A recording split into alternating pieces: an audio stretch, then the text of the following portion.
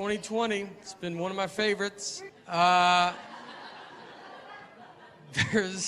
can tell you one thing that is canceled for sure. Coughing in public, that's over. You go to a restaurant and just drink water wrong. You just got to get up and go to your car and drive home. The whole restaurant just stares at you. It's going to be hardest on my parents, because my parents, there's nothing more they love than coughing in public. It's one of their favorite things to do. I mean, I haven't had a conversation with my dad in 10 years without him choking the whole time. And you have to go, every time you go to a restaurant too, now they take your temperature. It's just a teenager that doesn't know what he's doing. Doesn't even hold it up near my head. He's just like, 45 degrees, you're good. You're like, am I?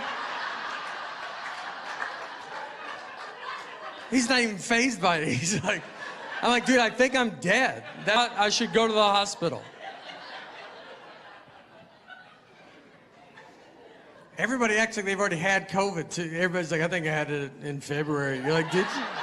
They're like, I think so. I remember I sneezed a lot one week, and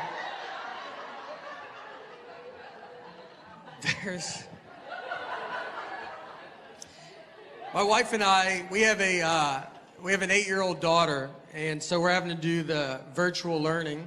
And they're like, just teach her school stuff. You're like, that's good. I barely made it out of high school. Let me give it a go.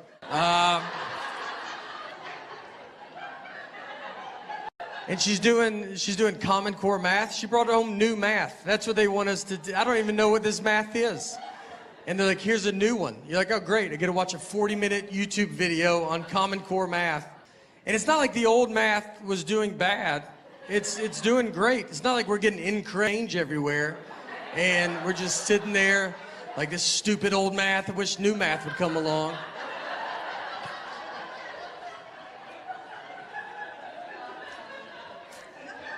If you don't know Common Core math, it's just basically a long way to get to the same answer. It's like how can we use the entire sheet of paper for this math problem? And even when you break it down, you see old math sneak in there. I mean, you're like, that was old math right there. Just do that at the beginning, and we won't even have to be in this.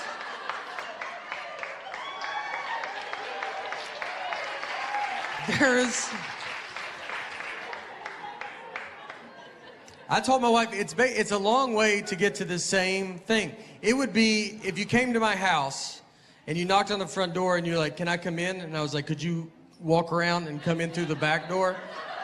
And you would be like, does the front door not work? And he's like, it works. It works fine. I use it. Most people still use it.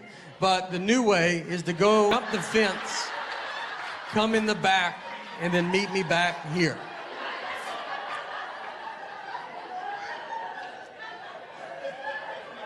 One thing my daughter does miss is she was starting to ride the bus, which was very fun. And when she first started riding the bus, we switched schools, and it was in first grade. First day of school, we walked her to the bus stop. It was a very, very fun day. And then at the end of the school day, someone from the school called my cell phone. They have my wife's cell phone, and they have my cell phone. So they called my cell phone, and they said, hey, do you know what bus number your daughter's supposed to be on? And I said, I'm her dad. I was like, this is how you thought you saw a mom and dad cell phone, and you said, I bet the dad knows. I mean, do you have parents? Were you raised with a family? Have you ever seen families out before? You thought, let's call the husband? I bet he knows. Unless there's 2 husbands, you should never call a husband a day in your life. I would rather you have a lady that doesn't know her walking by. I think she could get to the bottom of it quicker than I can. Finally, I just said, all right, I'll get her. What's the name of the school? All right, that's it for me. Thank you guys very much. First, thank you. I can't thank you enough for coming out. I'm Tennessee originally. Yeah, so that's something. And I lived in New York, though, for 8 years. I'm on board with New York. I like it.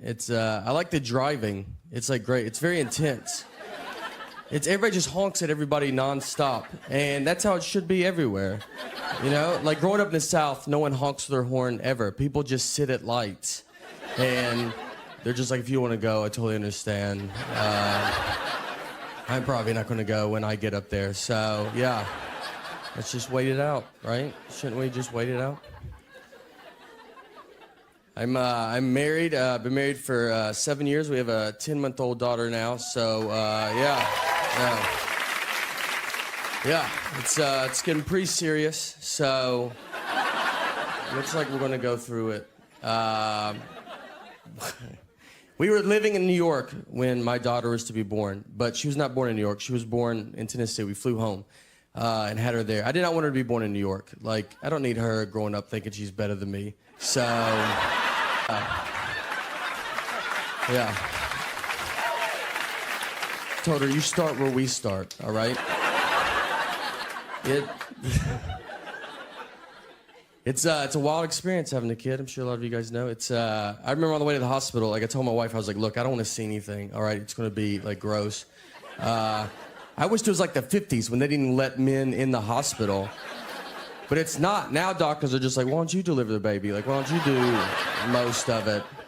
They just pull the baby out, and they're like, here, cut the umbilical cord. But, like, I didn't take a class. They just act like I'm the guy that cuts umbilical cords at the hospital. I almost cut the wrong part, and then the guy's like, that's not right. I was like, oh, so maybe, you should jump in. You did go to doctor school for this. Why am I doing minor surgery right now? Then they just hand you your baby, and then they're like, all right, we'll see ya. And that's when you're like, well, I could use your help actually now. Like, I don't know how to do this. The first question I asked, I should have probably kept her, because I was like, how much do you feed it? I bet it's a lot. It sounded like I was buying a hamster at a pet store. The biggest message they tell you at the hospital, number one, they're like really big on like, all right, whatever you do, let's just try not to shake this baby. That's literally like the number one goal. And they tell it to you, they're like, obviously you're gonna wanna shake the baby, but yeah, I mean, it would be so awesome if you just did not shake this baby. And then they showed me a video of a guy that was like, here's what I do instead of shaking my baby. Like he was like, I take walks, for instance. Like I walk 70 miles a day or something. I walk a lot. I've barely seen the baby. Then I signed a certificate like I was in kindergarten that said, all right, like I promise, I swear to God I won't shake the baby. Like quit asking me. I've never heard the word shake so much in my entire life. That's all we talked about. The first night we got her home, she was like crying for like 6 hours. You're just like confused, we're delirious, and I was like sitting there and I was like, wait, are we supposed to shake this baby? Is this when we do it? This seems like when you should do it. We didn't shake her, so it's all right. You guys don't have to call somebody. We have rocked her aggressively, but there's a pretty big difference. And she is 10 months old. We had to go to a 9-month-old checkup, and she had to get a shot. It's very nerve-wracking when a baby gets a shot because they don't know what's going on.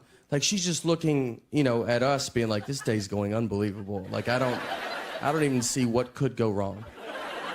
And then you're like looking at her like it's about to all go wrong. No idea. So she gets the shot, so we go to grab her, like, for her to start crying, but she doesn't cry, like she's fine. And like the doctor was like surprised. Like my wife is like happy, but she's like emotional. She's like, maybe this is a sign, like she's gonna be a strong girl, maybe like a powerful woman. And I was like, yeah, possibly. We should also make sure she might be a psycho. Like who doesn't cry when they get a shot? Who's just fine with that?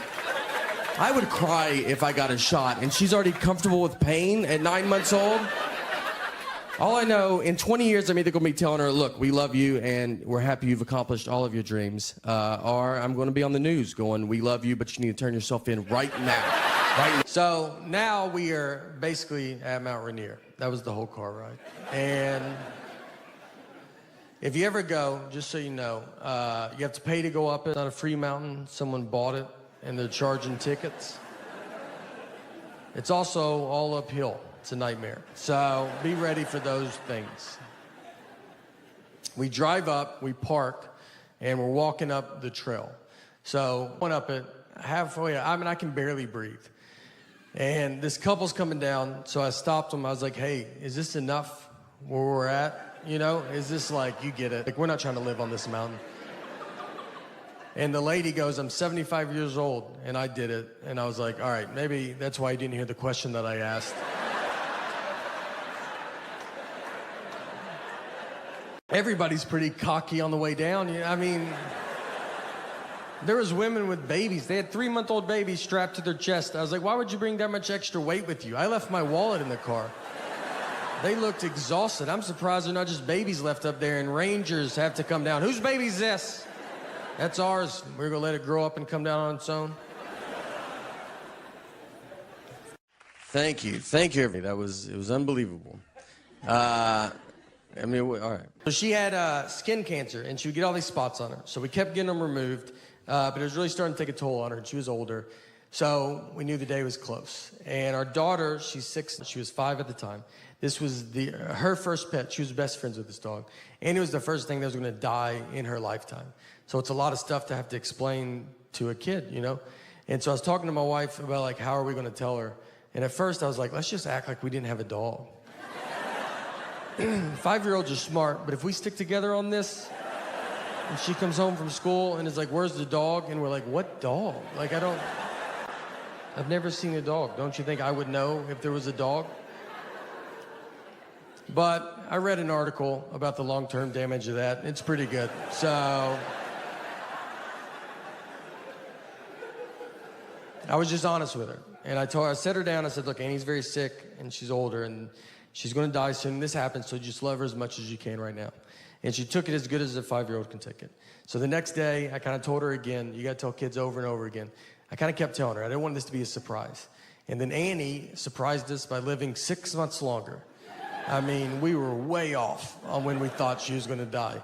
But I already started telling my daughter I didn't want to stop and then have to start it again. So I just kept it up for 6 months. Every day I was like, she'll die. All right, she will die. She will die, I will die, your mom's dead.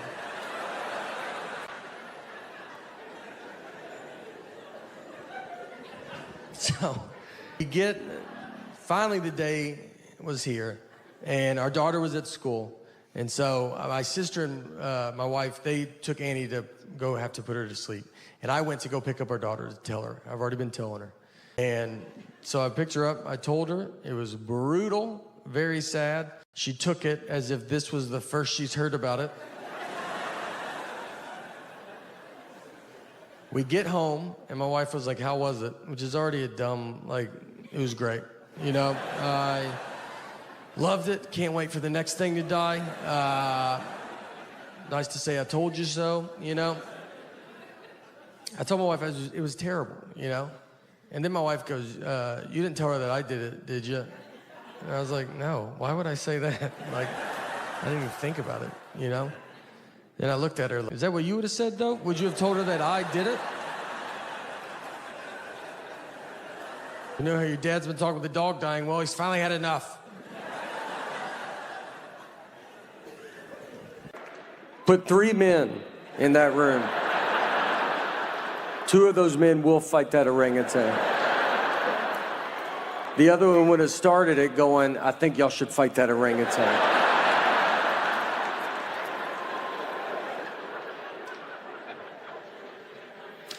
So guys get in there, and they're like, all right, we'll go fight this orangutan. And the orangutan would just knock everybody out. Because we don't have the internet to look up how strong's an orangutan.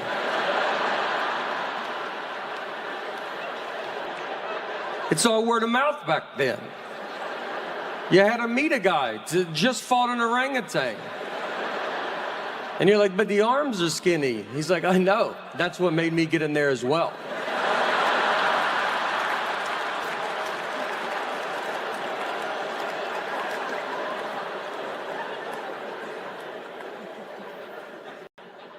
So PETA put a stop to that also. Yeah.